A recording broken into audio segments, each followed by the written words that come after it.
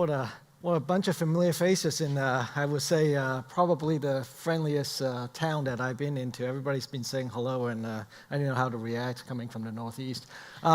Anyways, I am, or you are lucky enough to have me just before lunch, so half of you are probably asleep by now, so feel free to stretch before I get into things here.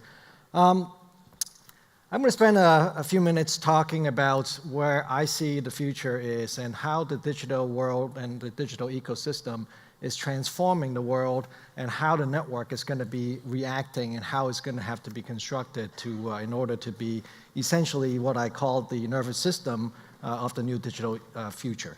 So one of the things that is obvious to all of you is that the bandwidth consumption has obviously been growing and will continue to grow.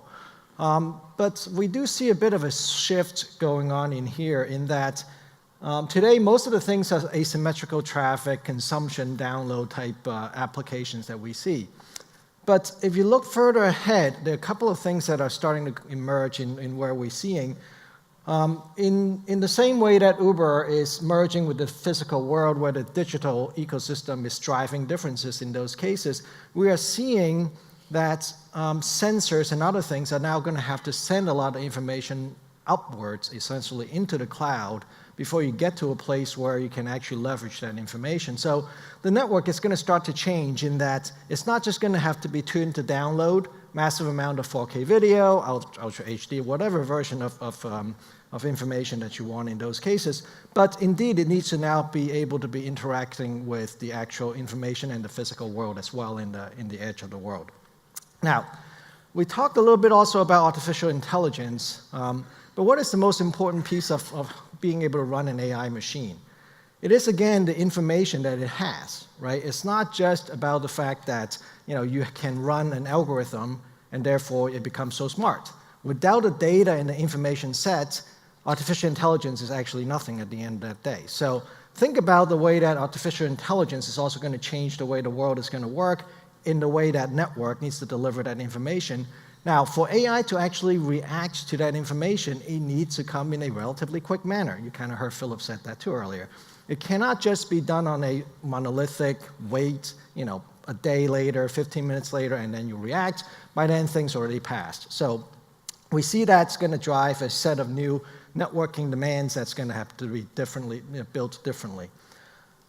Now, immersive reality is also changing. What we see is it's not just the fact that you can be transported virtually to a different space immediately, but we also see with the improvement of latency and the bandwidth improvement that we see, you can now actually see that your glasses can actually be another screen. So to me, it's a big productivity improvement when you get to that place where no longer I'm seeing you just through that corrective lenses, but I can actually augment the reality and see who's actually sitting in front of me and who is actually passed out at this moment. So if you look at the way that we've been evolving from a network perspective, it's mostly down the horizontal line. So most of the work that we've been going on have been adding more and more bandwidth because those are where the consumptions are coming from.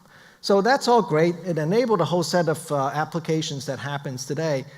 But I would tell you, when you add both bandwidth and the latency improvements, you can now see the world's going to start to change a bit. So we talked a little bit, and you heard the previous speaker, Philip, talked about this a bit too. We see the future where the sensors or autonomous vehicles are no longer just reacting to the sensors that it has, but it will connect to sensors that a smart city would actually have equipped literally to see around corners. Right? It's not just seeing in front of it. It's not just getting the sensors that it can see and then reacting to it. But imagine with that kind of latency, you can now interconnect that with the vehicle, with the smart sensors that are the cities, and then you can actually inform the vehicle so that it can make the decision at that point what to do. So imagine those kinds of things that you can create with that, with the improvements in responsiveness and the bandwidth at the same time. So how would that look like in the future in that case for us?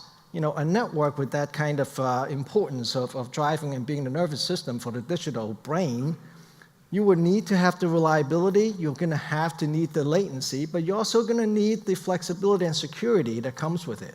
So we believe that in order to deliver this kind of digital future, you're going to have to create a network that has that ability. So switching now into what the technologies and the networks look like, what we believe in.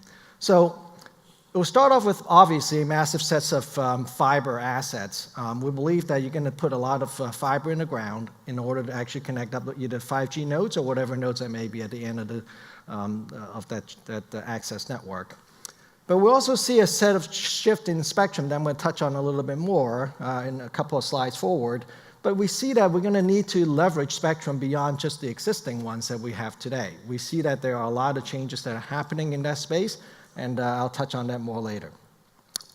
But as software becomes more and more available, and as the network becomes more software-driven and software-enabled, you're going to be able to see how we can leverage some of these capabilities and be more flexible that I touched on earlier. And obviously, with 5G that we've been driving very hard on, the new way of providing edge compute is going to show up later as well, and you'll be able to take advantage of those things to enable services that you've never seen before. So jumping first into the core fiber network side of the equation. So it's about multi-use.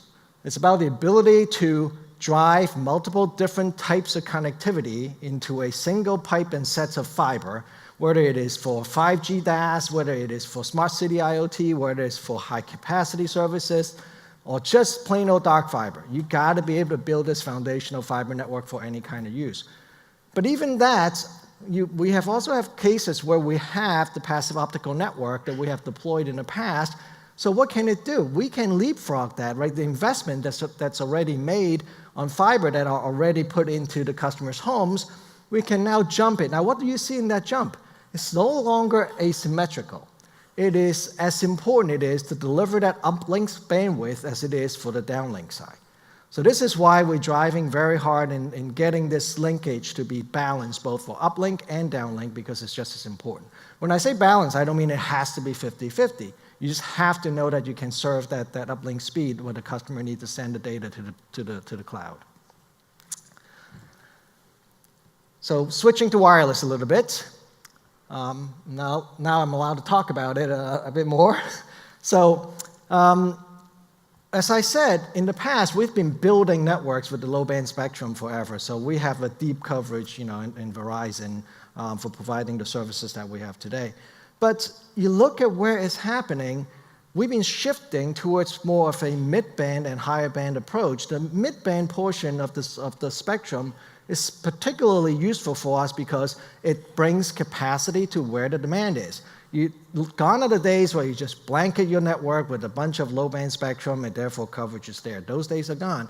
This is now about building the network and bringing capacity to just where the demand is. You don't waste your spectrum by deploying vastly across the board. But in addition to that mid-band spectrum, if you look at just the scale alone, there's a whole set of unlicensed and shared spectrum that is underutilized today.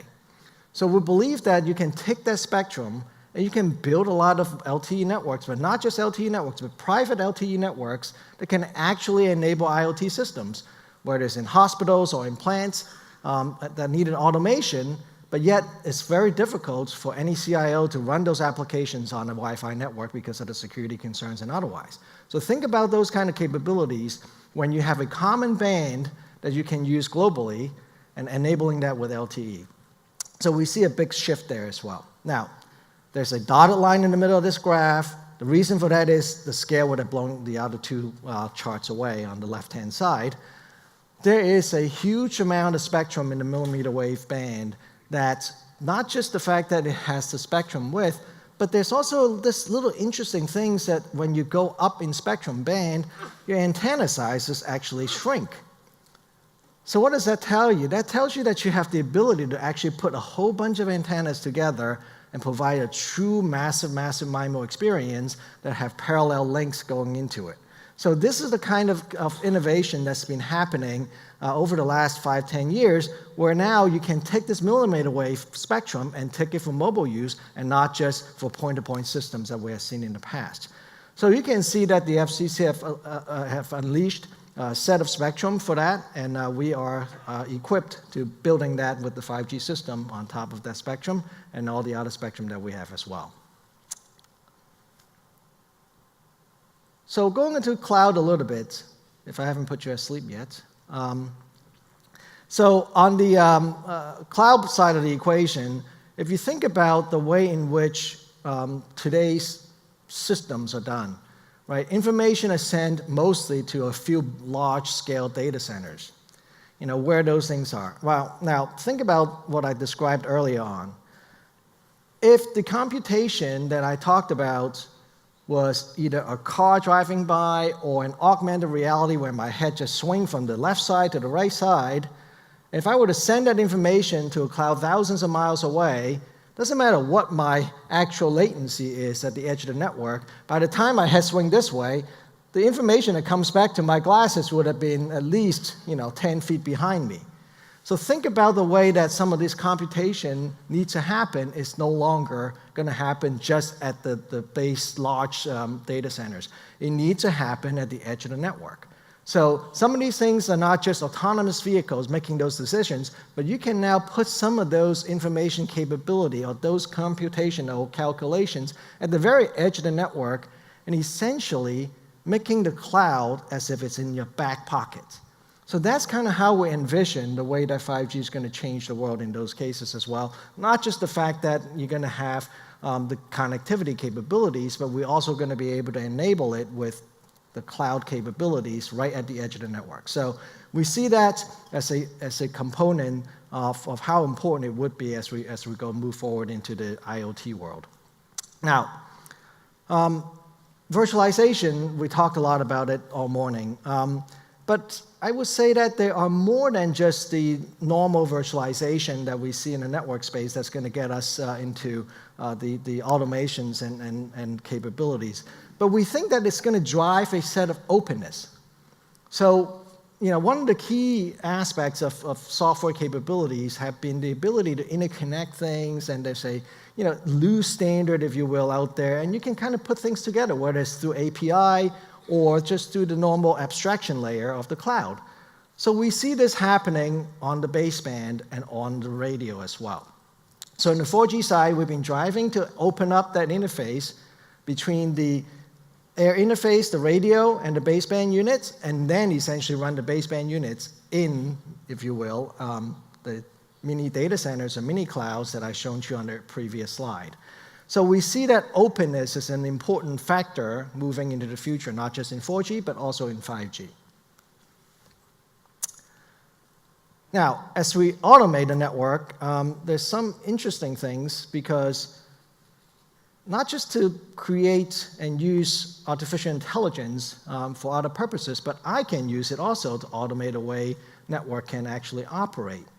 If you send the information and the telemetry information and all of the analytics together and apply it to machine learning, you may find some interesting things that you can do without the same old human being interventions. Think about self-optimizing and self-organizing networks to start with. In today's world, there's a lot of work. We have a lot of electrical down-tilt antennas that can actually adjust, but we still do a lot of those things manually, and then go and check and have a closed loop, as Philip talked about. Look at what the results look like. Sometimes you drive test it, sometimes you don't, and then you make sure that you get the right engagement, and then by that point in time, it's already sub-optimized, right? Because the traffic changes every day, and every hour and every minute of the day. So why should a human be the one that's driving that change? Imagine a day where the network is self-optimizing truly with a big data and machine learning algorithm that actually can change that down tilt. And by the way, if at the nighttime a bunch of services are not needed in a particular site, shut it down. It'll be a lot more energy efficient. So those are the kind of things that we see in that case.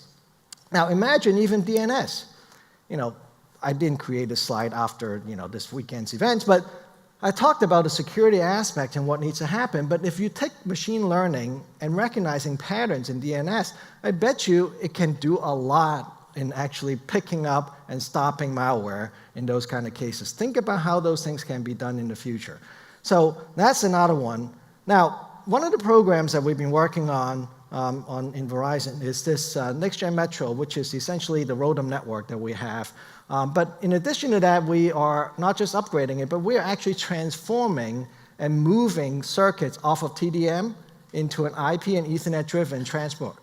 So what we're trying to do in this case is, hey, we're going to go ahead and upgrade the network anyway. Let's go ahead and move it into the most efficient way. So this drives the cost per bit. Now, there's a lot of questions about how do you approach it. So we went around asking engineers, so how do you approach this kind of connectivity? So I'd like to show you a video on exactly how this is done and how we leverage what we call the virtual engineer to deliver something that's truly interesting.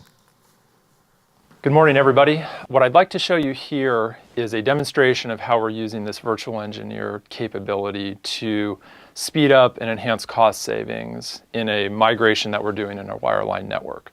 Our challenge is that the number of customer circuits and legacy devices involved make the problem so complex that we have to break the migration into smaller pieces and develop plans for each piece individually.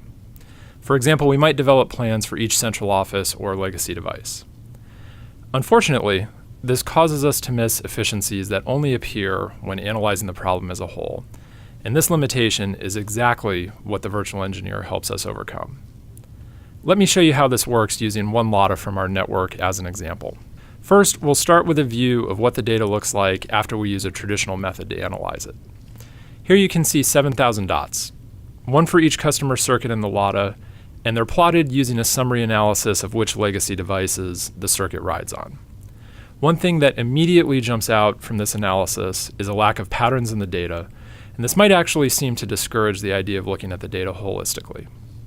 However, our virtual engineer effort is leveraging the flood of new artificial intelligence and machine learning capabilities. And if I switch to one of these, you see a similar visualization of our example data. But now, instead of a static picture, you see the algorithm dynamically processing the data and looking for relationships. As the algorithm does this, you can see dots start to group together into clumps and patterns start to emerge. And this indicates the algorithm has found a group of circuits that provide the biggest bang for the buck when migrated at the same time. And these are insights we can directly incorporate into our migration plan. Because these groups of circuits cross central office and legacy device boundaries, we could not have possibly found these efficiencies without the virtual engineer. Hopefully, this gives you an idea of just one way we are using artificial intelligence and machine learning at Verizon to improve our networks. Back to you, Ed. Thanks, Brian. She's actually hiding over there if you ever have any question on this. So in any case, the way that we see this is not the description of AI that I told you earlier, right? This is just taking one of the algorithms and then driving the information to it and see what it actually comes back with. Brian had told me, this is more like arming our engineers with an Iron Man suit, or while I'm in Texas, more like the Wonder Woman lasso in this case. So what I'd like to end with in this case here is that, innovation and building this flexible network where latency, security, and privacy are all going to be an important factor. The fact of innovation is about doing, it's engaging and actually making things happen, not just sitting back and talking about it. So this is one of the reasons we've been driving so hard and innovating in the 5G space. But ultimately, I think you should all feel that same burden for the network side of the equation to innovate just as fast as the upper layer of the equation here that we see today. Otherwise, we would not be the one that becomes the nervous system of the future in the digital world. So thank you for your time.